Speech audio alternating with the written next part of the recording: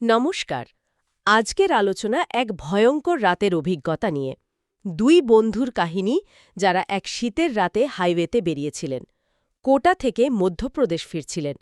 কিন্তু সেই রাত, সেই কুয়াশা ঢাকা রাস্তা তাদের জন্য অন্য কিছু অপেক্ষা করছিল। হ্যাঁ, আমাদের কাছে যে বিবরণটা এসেছে সেটা আসলেই হাড় হিম করা। দুই বন্ধু অক্ষয় আর রাহুল। ঘন কুয়াশা, রাত তখন বেশ গভীর। হাইওয়ে মোটামুটি ফাঁকাই থাকে ওই সময়। আর ঠিক তখনই শুনশান রাস্তায় শুরু হয় সেই ভয়ের খেলা। মাঝরাতে এক রহস্যময়ী মহিলাকে দেখা, আর তারপর একের পর এক ভৌতিক ঘটনা। চলুন এই অভিজ্ঞতার গভীরে যাই। ঠিক ঘটনাটা শুরু হয় রাত প্রায় ধরুন 2:35 নাগাদ। গাড়ির হেডলাইটের আলোয় ওরা হঠাৎ দেখে হাইওয়ের ঠিক মাঝখানে একজন মহিলা দাঁড়িয়ে। মাঝ রাস্তায়? অত রাতে? হ্যাঁ। প্রথমে ওরা একটু অবাকই হয়। ভাবে হয়তো কোনো বিপদ হয়েছে, সাহায্য চাইছেন হয়তো। কিন্তু গাড়িটা যেই না একটু কাছে এগিয়েছে, তখনই একটা অদ্ভুত ব্যাপার ঘটে। মহিলাটি অসম্ভব দ্রুত গতিতে গাড়ির সামনে দিয়ে রাস্তা পার হয়ে গেল, যেন হাওয়ায় ভেসে গেল। অবিশ্বাস্য, চোখের পলকে। হ্যাঁ, প্রায় সেরকমই। আর এরপরই ভয়ের মাত্রাটা বাড়তে শুরু করে। অক্ষয়, যে গাড়ি চালাচ্ছিল না, সে কৌতূহলী হয়ে পাশের আয়নায় তাকায়, সাইড মিররে। আর ব্রেক লাইটের আলোয় দেখে মহিলাটির চোখের চারপাশে কেমন যেন গভীর কালো দাগ। ঠিক তাই।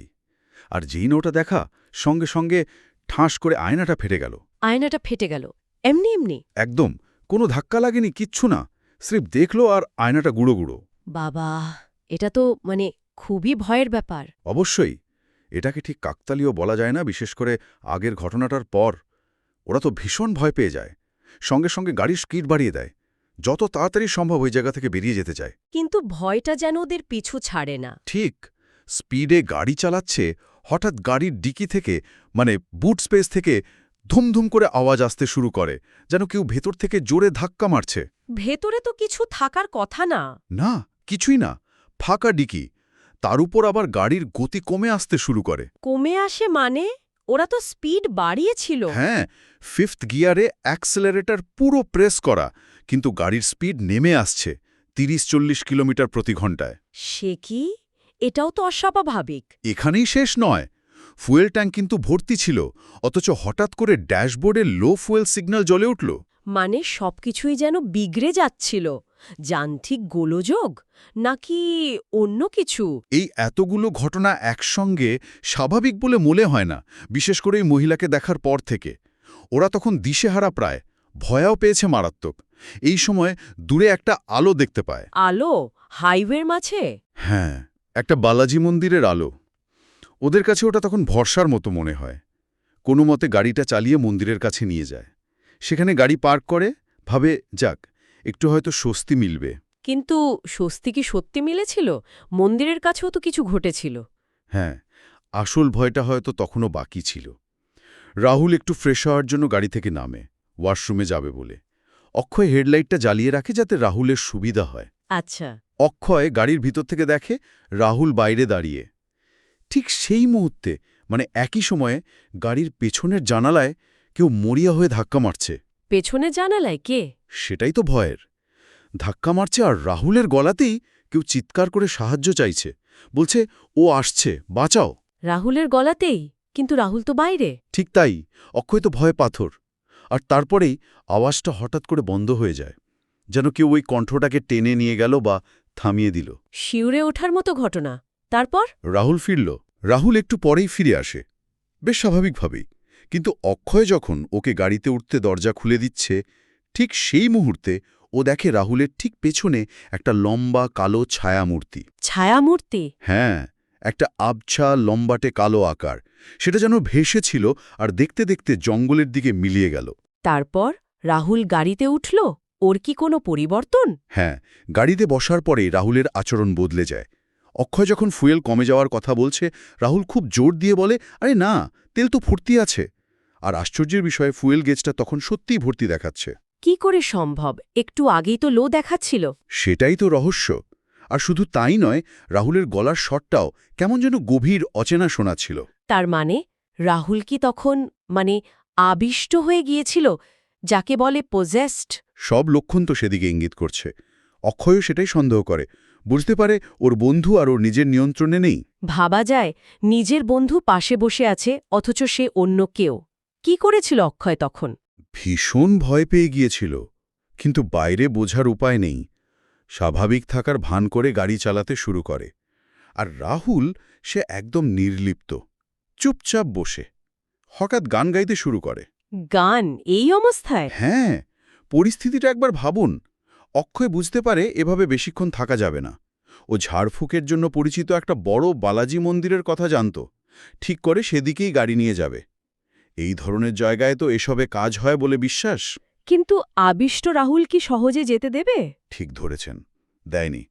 অক্ষয় যেই ম্যাপ দেখে মন্দিরের দিকে টার্ন নিচ্ছে, রাহুল বাধা দিতে শুরু করে। আর তখন ওর গলার স্বর নাকি আরও বিকৃত হয়ে যায়।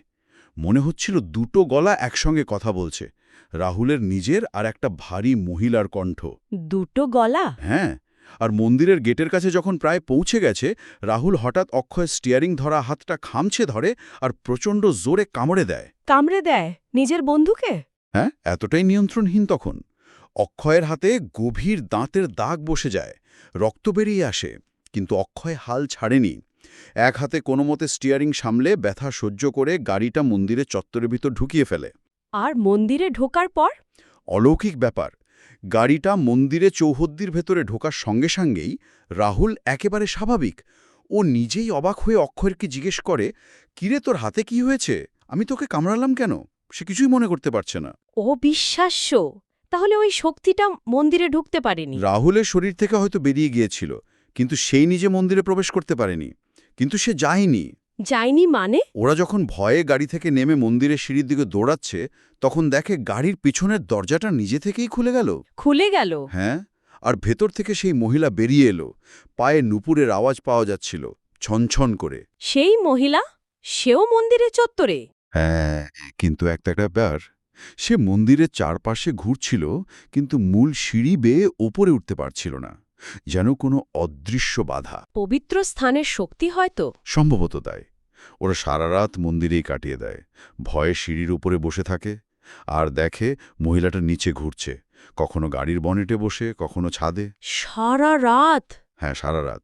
সকালে যখন মন্দিরের পুরোহিত আসেন, তখন মহিলাটা উধাও হয়ে যায়। পুরোহিত সব শুনে ওদের অভয় দেন, রক্ষা কবচ হিসেবে একটা ধাগা দেন পরার জন্য, আর ভস্ম বা ভূতি দেন।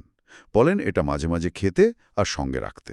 এই ভূতি বা ভস্ম কি কাজে দিয়েছিল? দেখা যাক। বাড়ি ফিরে ওরা দুজনে বেশ কিছুদিন অসুস্থ ছিল। মানসিক ধকল তো ছিলই, রাহুলের হাতে অক্ষর কামড়ের দাগ স্পষ্ট ছিল, দাঁতে রক্তও লেগেছিল। কিন্তু ঘটনাটা কি সেখানেই শেষ?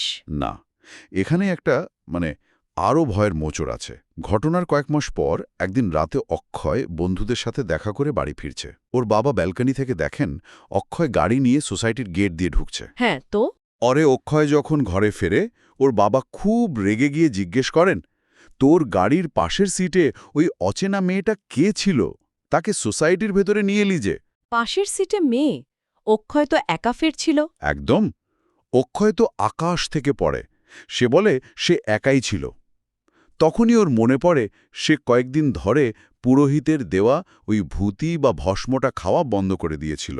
তার মানে ওই সত্তা কি আবার ফিরে এসেছিল অক্ষয়ের সঙ্গেই? প্রশ্নটা এটাই, বিবরণী এখানেই শেষ। অক্ষয়ের বাবা যাকে দেখেছিলেন, সে কি সত্যি সেই রাতের হাইওয়ের মহিলা? সেই অশুভ শক্তি কি তাহলে অক্ষয়ের পিছু ছাড়েনি? হয়তো সেই ভূতিটাই এতদিন ওকে রক্ষা করছিল। এই অমীমাংসিত প্রশ্নটা সত্যিই ভাবায়। রাতের হাইওয়ের সেই আতঙ্ক কি সত্যি শেষ হয়েছিল, নাকি অন্য কোনো রূপে সেটা আবার ফিরে এসেছিল? এই রহস্য হয়তো থেকেই যাবে। হ্যাঁ, এই প্রশ্নটা শ্রোতাদের ভাবনার জন্যই রইল।